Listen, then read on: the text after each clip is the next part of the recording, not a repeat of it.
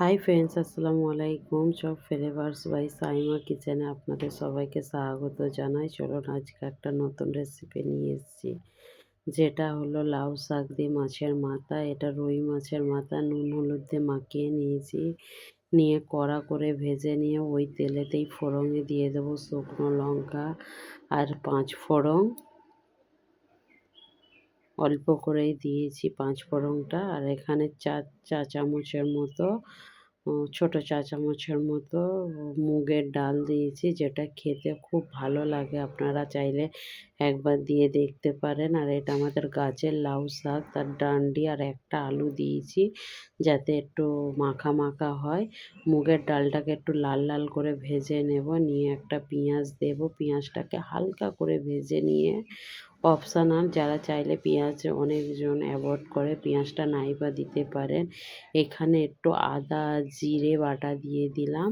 পেঁয়াজটার উপরে আলু আর ডাঁটাটা একটু নাড়াচাড়া করে নেব। নিয়ে তার উপরে আদা জিরে বাটাটা দিয়ে ভালো তারে একটু ভাজা ভাজা করে নেব। তারপরে পরিমাণ মতো নুন, হলুদ, কাশ্মীরি লঙ্কার গুঁড়ো, ধনের গুঁড়ো দিয়ে ভালো তারে একটু নাড়াচাড়া করে নেব। অল্প করে পানি দিয়ে দেব। দিয়ে এটাকে 70% এখানেই কুক করে নেব। দেখতেই পাচ্ছেন নাড়াচাড়া করে নিয়েছি। এখানে একটু পানি দিয়ে 75% কুক করে নিচ্ছি। চলো 2 মিনিট 3 মিনিট পর ফিরে এসে দেখছি কালারটা কত সুন্দর লাগছে। অ্যাকচুয়ালি আমরা একটু লাল লালই খাই। একটু নাড়াচাড়া করে নিয়ে মাছের মাথাটাকে একটু হাত দিয়ে এরকমভাবে ভেঙে দিয়ে দেবে। মাছের মাথাটা খুব বড় ছিল, মাছটার ওয়েট ছিল 5 কেজি।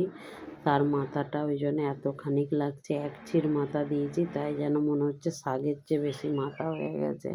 লেকিন খেতে খুব টেস্টি হয়েছিল। এরকম একটু মাখা মাখা হয়ে গেলে অল্প করে পানি দিয়ে তার উপরে শাকগুলো দিয়ে দেবো। আমি শাকটা দিয়ে দিয়েছি। দিয়ে তার উপরে আলুগুলো এরকমভাবে মশলাগুলো উপরে দিয়ে অল্প করে পানি দিয়েছি। আপনারা চাইলে আগেই পানি দিয়ে তারপরে শাকটা দিতে পারেন। এই শাকটা একটু ভেবে যাওয়ার পর দেখতেই পাচ্ছেন ভেবে গেছে আর কতটা পানি রিলিজ হয়েছে। চলুন এবার এটাকে একটু নাড়াচাড়া করে একটু আলুগুলো দেখে নেবো সেদ্ধ হয়েছে কি। এবার এটাকে এরকমভাবে হাতের দ্বারাই নাড়াচাড়া করতে করতে এটাকে মাখা মাখা করে নিয়ে তুলে নেব। দেখতেই পাচ্ছেন কীরকম হয়েছে আমাদের এই লাউ শাক দিয়ে মাছের মাথা দিয়ে লাউ শাকের চচ্চড়ি। চলো এবার খেয়ে পরিবেশন করা যাক। খেতে অপূর্ব হয়েছিল।